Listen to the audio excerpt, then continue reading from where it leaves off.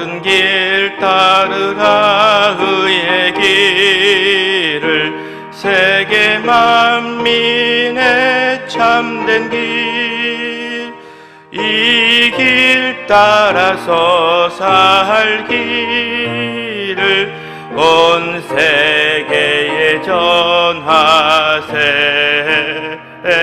만 백성이 나갈 길, 어두운 밤 지나고 동 튼다.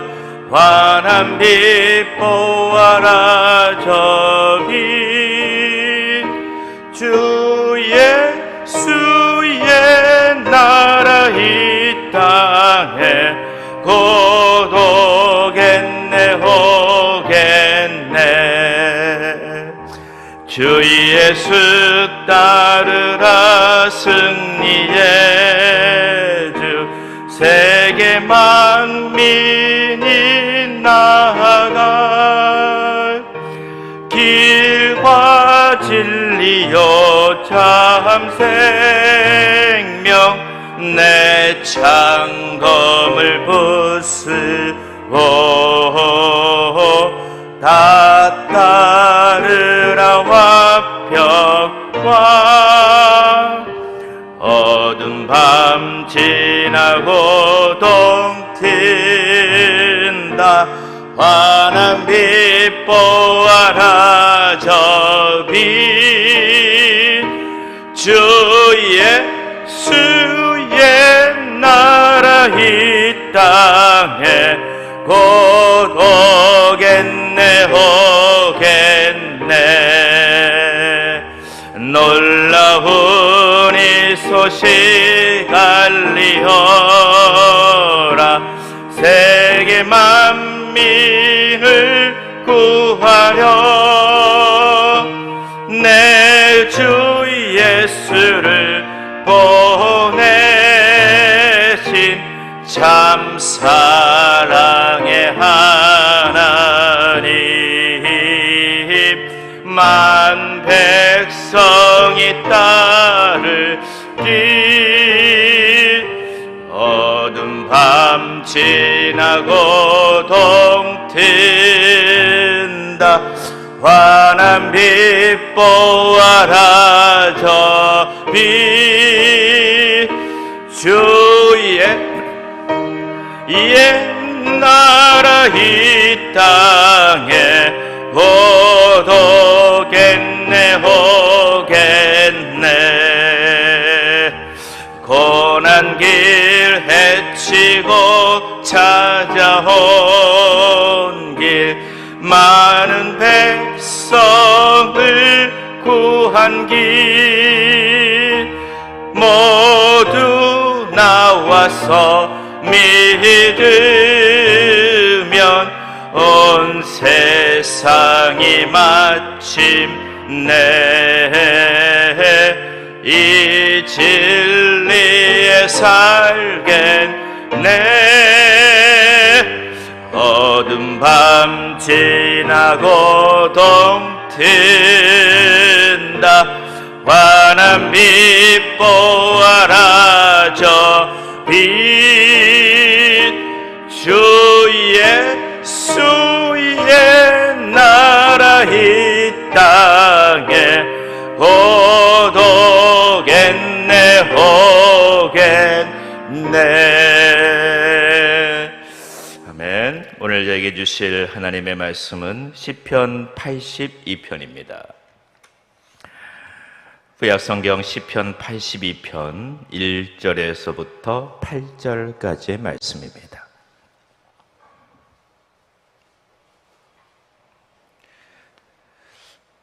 기록된 하나님의 계시의 말씀을 우리 다 같이 한 목소리로 합독하시도록 하겠습니다. 하나님은 신들의 모임 가운데 서시며 하나님은 그들 가운데에서 재판하시느니라. 너희가 불공평한 판단을 하며 악인의 낫보기를 언제까지 하려느냐.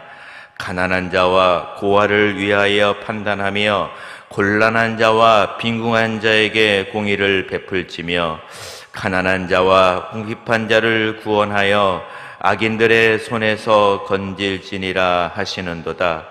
그들은 알지도 못하고 깨닫지도 못하여 흑암 중에 왕래하니 땅의 모든 터가 흔들리도다.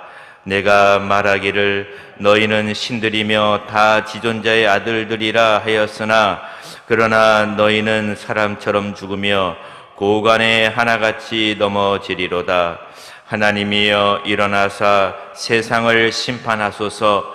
모든 나라가 주의 소유이기 때문이다. 아멘.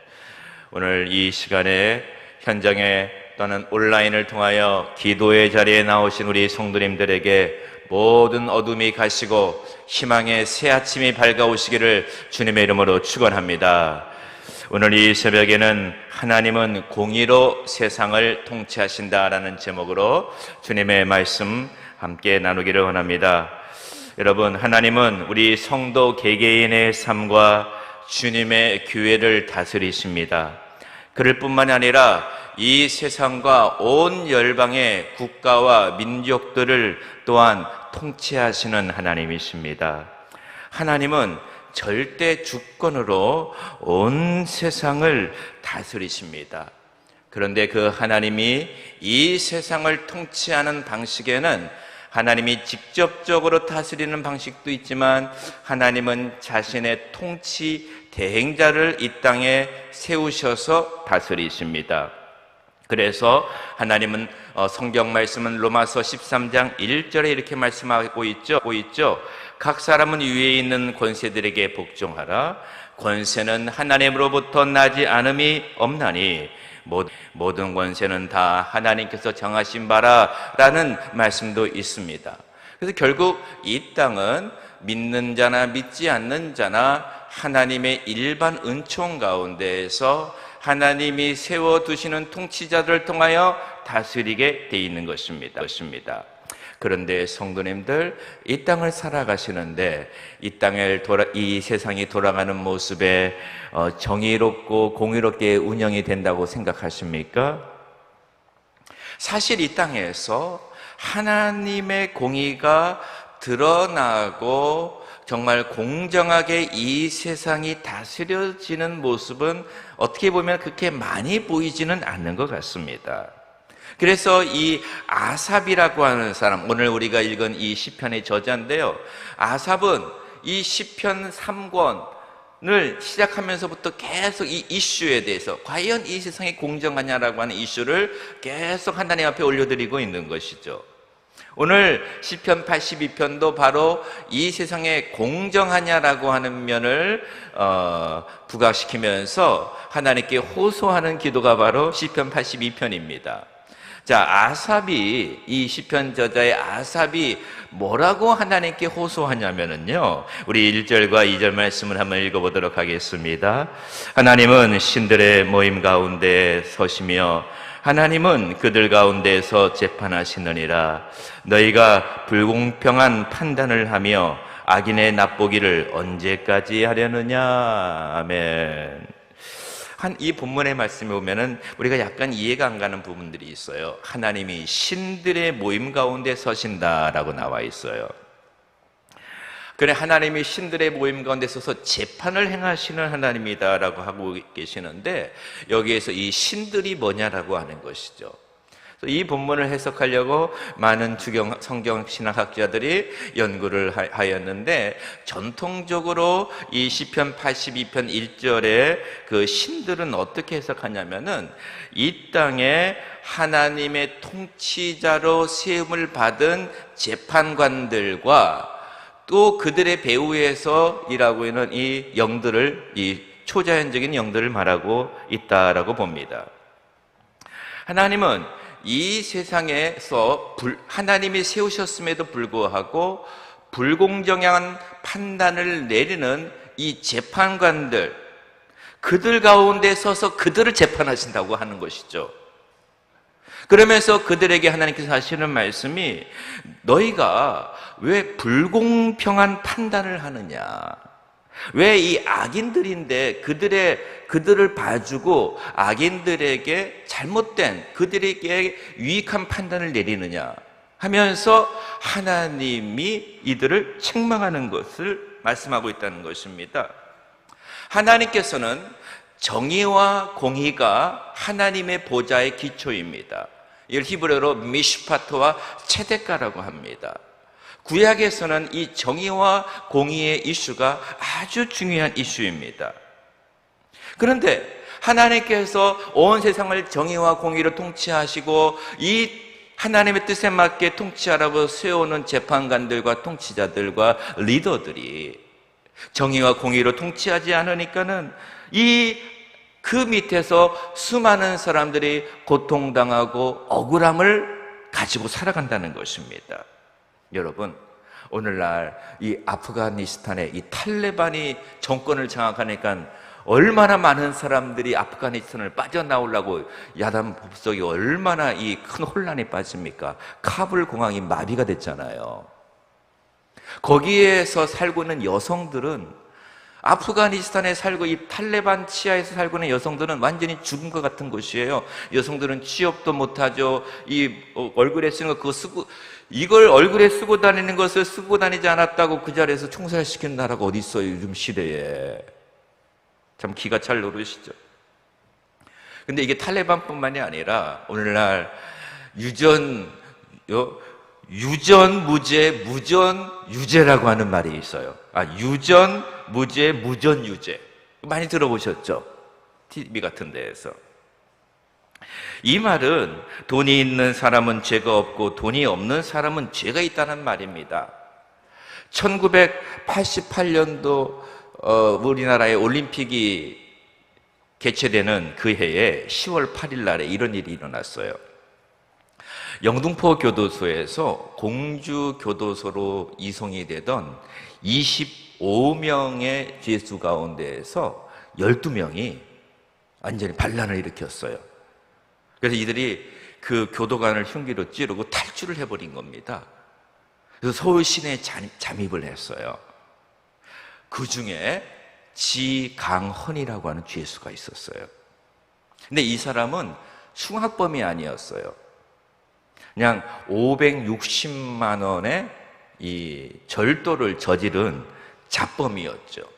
그런데 이 사람이 무려 17년의 감옥살이를 해야만 했습니다.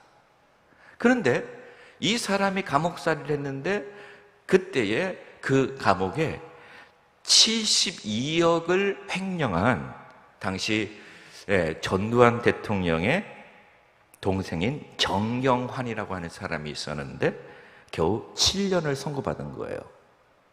그리고 그 7년마저도 이 3년 다 채우지 않고 3년 만에 풀려나가게 됐습니다. 이 사실에 마음에 불만을 품고 이 탈출을 해버린 것이죠. 그래서 인질극을 벌이면서 이 지강헌이라는 사람이 이런 말을 합니다. 이게 아주 유명한 말이에요. 이 돈 없고 권력 없이는 못 사는 게 이 사회다. 대한민국의 비리를 밝히겠다. 돈이 있으면 탐건사도 살 수 있다. 유전무죄, 무전유죄, 우리 법이 이렇다. 라고 말을 한 것이에요. 그때 이 사람으로부터 이 유전무죄, 무전유죄라는 말이 우리나라에 아주 인기 있는 말이 된 것이죠. 특히 이 사법부 안에서. 억울한 옥살이를 하는 빠삐용도 동일한 주제로 다룬 영화였죠. 여러분, 만약에 여러분이나 여러분의 가족이나 친족이나 또 자녀가 법원에서 억울한 판단을 받아가지고 30년을 완전히 인생을 거기에서 살고 나왔다고 생각해 보세요. 속이 어떻게 될까요? 뒤집어지죠. 얼마나 억울합니까?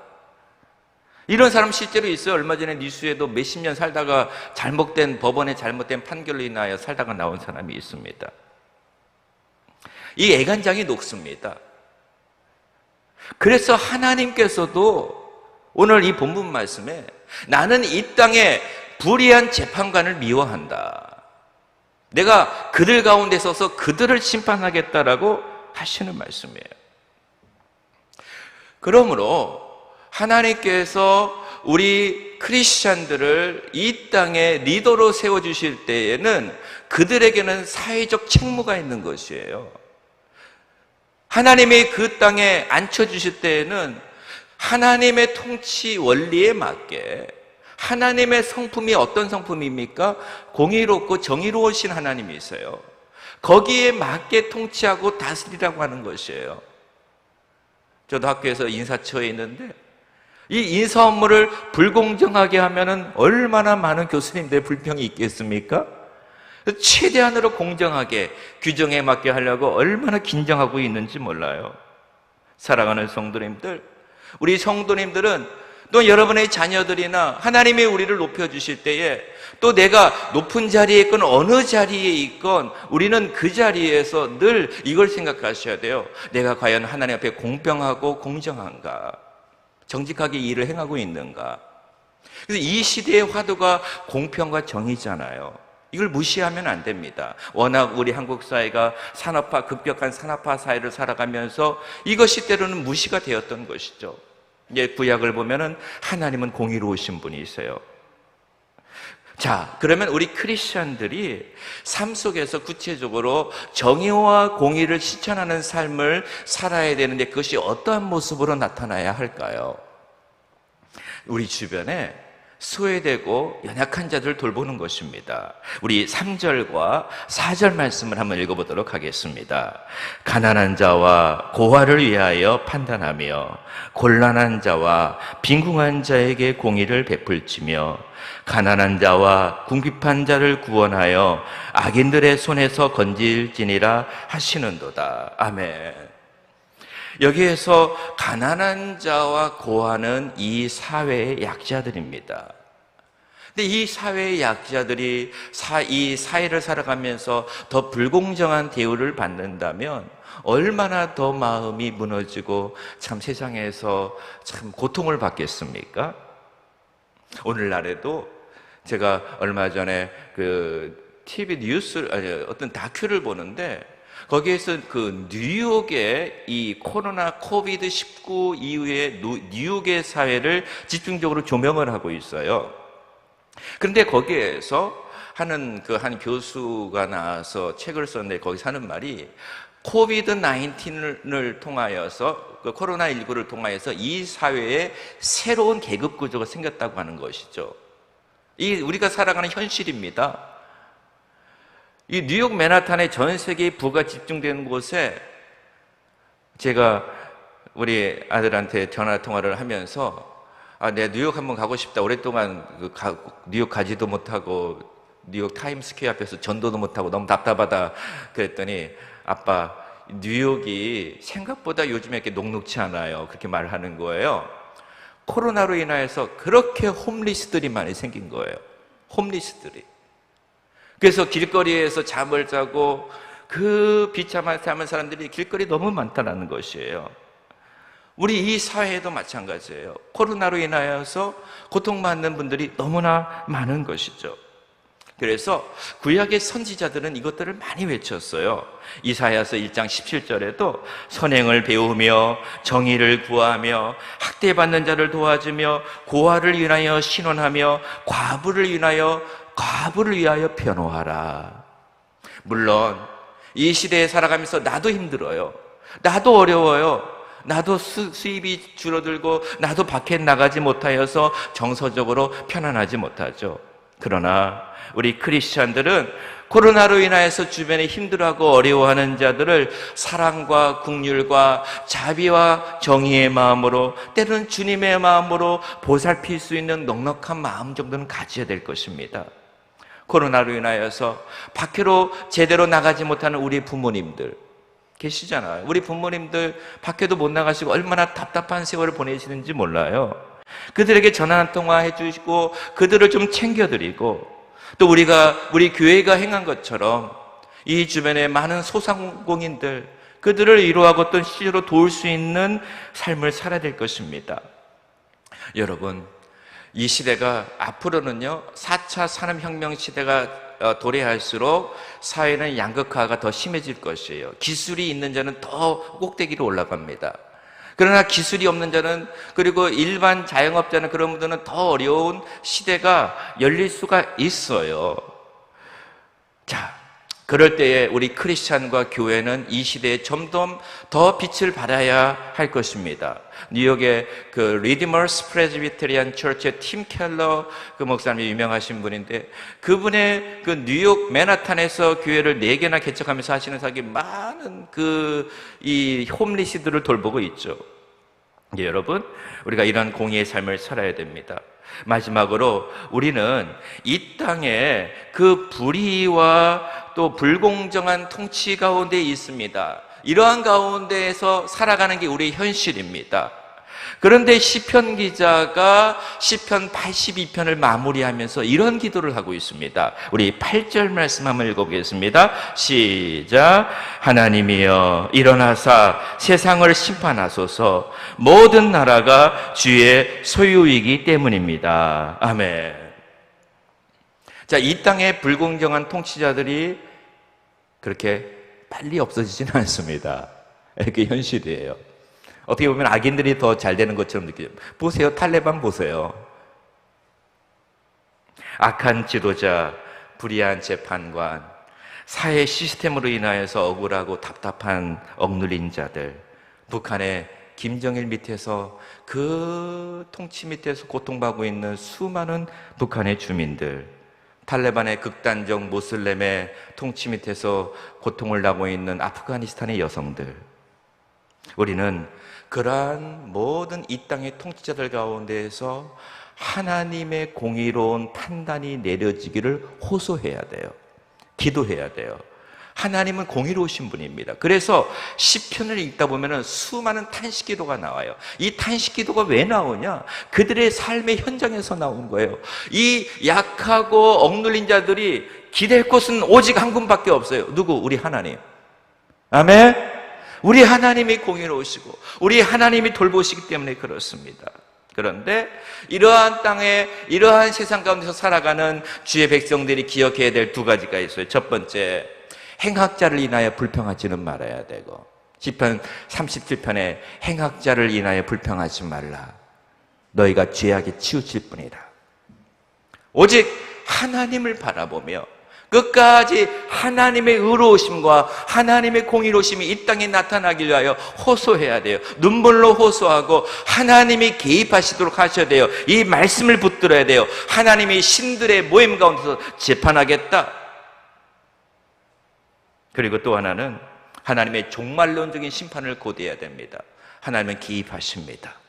이 땅에 오늘날 이 시대에 개입하지 않으면 우리 주 예수 그리스도의 재림 때에 주님이 종말론적인 심판을 내리시는 것이죠. 그때 여러분, 하나님 앞에 의와 공의를 행하고 정직하게 행하는 자들의 그 의를 주님이 드러내실 줄을 믿습니다. 사랑하는 성도님들, 우리가 삶 속에서 정말 정의와 공의와 정직과 진실한 삶을 살아야 돼요. 리더십에 있는 자들은 공정을 참 중요시하게 생각해야 되고, 정말 그 안에서 따라가는 우리들도 하나님 앞에 소외되고 가난한 자들을 돌보고, 그러한 그곳이 바로 하나님의 나라입니다. 하나님의 나라는 먹고 마시는 것이 있지 아니하고 그리스도 안에서 의와 평강과 희락이다 라고 사도 바울이 말씀하고 있습니다. 그런 것이 하나님의 나라이기 때문에 여러분, 우리의 삶 속에서 그러한 삶을 사셔서 이 땅에 하나님 나라가 이루어지도록, 우리 교회에 하나님 나라가 이루어지도록, 하나님 나라는 그리스도의 성령으로 임하지만은 우리의 삶을 통하여 나타난다는 사실을 잊지 마시고 이 말씀을 붙들고 이런 삶을 살아가시기를 주님의 이름으로 축원합니다. 기도하시겠습니다. 하나님 아버지, 우리 사랑하는 성도님들의 삶 가운데에서 코로나로 인하여서 많이 힘들고 어려운 자들이 많이 있습니다. 주님, 주님의 은혜와 사랑과 자비로 저들을 돌봐주시고 긍휼히 여겨주시기를 원하옵나이다. 하나님, 또한 이 땅에 불의한 통치자로 인하여서 고통을 받고 있는 많은 자들이 있습니다.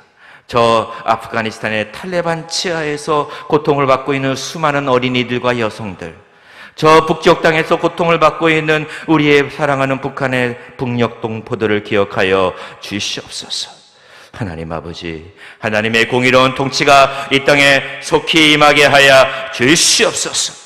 하나님 아버지, 또한 우리 주변에 아버지 하나님의 여호와의 물질적으로 궁핍한 자들이 있습니까? 주여 저들을 찾아가 주시고 위로하여 주시고, 아버지 하나님 많은 소상공인들을 위로하여 주시고 돌보아 주시옵소서. 이 시간에 주님 앞에 나올 때 11조 예물로 나옵니다. 또한 아버지 하나님, 우리 담임 목사님을 긍휼히 여겨달라고, 아버지 하나님의 여호와여, 우리 목사님 숙면을 취할 수 있도록 위하여 아버지 예물을 드리며 기도의 문이 열리고 기적이 일어날 수 있도록 위해서 기도합니다. 내 길을 여호와께 맡기며 기도합니다. 하나님 아버지, 우리 담임 목사님 아버지 사역 가운데 임재가 임하게 달라고, 치료의 하나님을 붙들고 아버지 하나님의 여호와의 집을 재개할 수 있도록 아버지 수많은 아버지 기도의 제목을 아버지 앞에 올려드립니다. 아버지 하나님, 우리 성도님들의 모든 기도의 제목들을 응답하여 주시옵소서. 주여 주거 문제를 해결하여 주시옵시고, 주여 모든 코로나로부터 지켜 주시옵시고, 무엇보다도 우리 사랑하는 담임 목사님 이 땅에 하나님의 의와 공의를 아버지 드러내고 주님의 몸된 교회가 이 일을 감당하고자 아버지 이렇게 애쓰고 한국교회 연합을 위하여 힘쓰고 계시오니, 주여 우리 목사님의 이 사역 가운데 복을 나려 주시고 아버지 하나님 함께하여 주시고 도와주시옵소서. 많은 교계의 지도자들이 하나님의 나라만을 생각하며 연합에 동참할 수 있도록 주여 역사하여 주시옵소서. 아버지, 이 일을 우리 세된 교회가 맡아서 행하고 있사오니 주여 우리 교회를 축복하여 주시고 우리 모든 성도님들, 우리 담임 목사님을 축복하여 주시옵소서. 하나님이 역사할 줄 믿습니다. 이 새벽에 아버지 앞에 호소하며 간구하며 억울한 심령을 아버지 앞에 호소하며 나아갈 때 주여 저들의 심령의 모든 기도를 응답하여 주시옵소서. 역사할 줄 믿사오며 예수님의 이름으로 기도하옵나이다. 아멘. 하늘에 계신 우리 아버지여, 이름이 거룩히 여김을 받으시오며 나라가 임하옵시며 뜻이 하늘에서 이루어진 것 같이 땅에서도 이루어지이다. 오늘 우리에게 일용할 양식을 주옵시고 우리가 우리에게 죄 지은 자를 사하여 줄 것 같이 우리 죄를 사하여 주옵시고 우리를 시험에 들게 하지 마옵시고 다만 악에서 구하옵소서. 내게 나라와 권세와 영광이 아버지께 영원히 있사옵나이다. 아멘. 우리 이 새벽에 기도할 때 하나님, 이 땅에 하나님의 의와 공의가 임하게 하여 주시고 저 탈레반 메치아의 아프가니스탄의 많은 어린이들과 여성들, 북한 땅에 있는 우리 동포들, 그리고 코로나로 인하여 힘들어하고 있는 우리 모든 이웃들, 그리고 정말 한국교회 연합과 한국교회 빛을 발하게 힘쓰시고 계시는 우리 담임 목사님의 사역과 모든 한국교회 지도자들이 한 마음으로 하나님의 나라를 위하여 연합할 수 있는 마음을 성령께서 허락해달라고 이 시간에 주여 외치고 합심하여 기도합니다. 주여,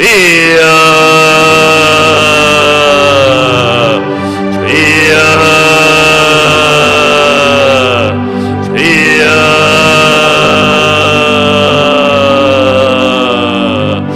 아버지여, 공의로우신 하나님, 정의로우신 하나님, 긍휼의 하나님, 우리 베풀어 주시기를 원하옵나이다.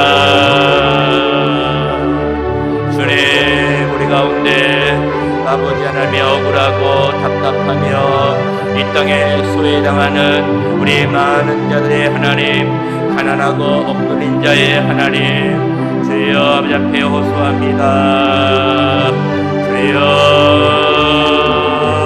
우리 성도님들의 삶 속에서 억울한 일 당하지 아니하게 하여 주시고 답답한 일을 당하지 않게 하여 주시옵시고, 혹시라도 그런 것에 걸렸다면은 우리 하나님, 공의의 하나님, 의로우신 하나님, 아버지 긍휼의 하나님 해결하여 주시기를 원하옵나이다. 주여,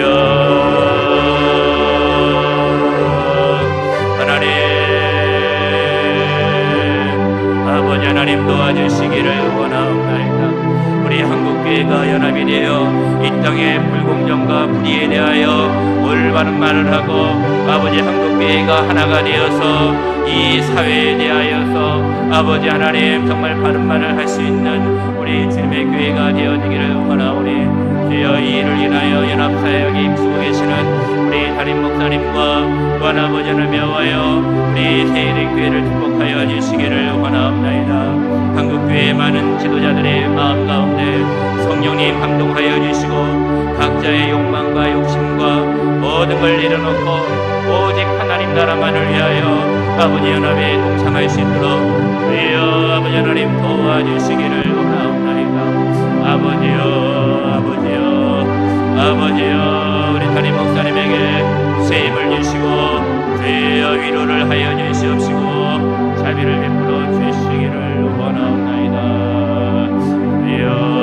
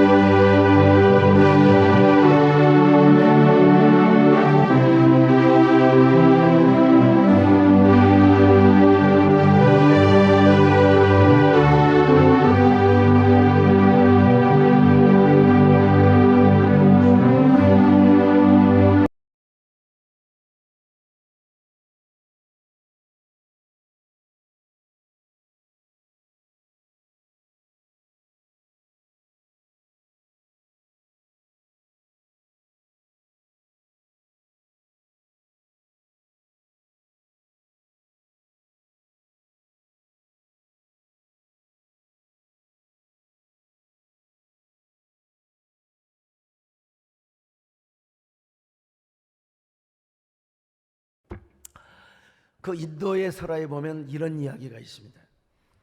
한 마술사가 길을 가다 보니까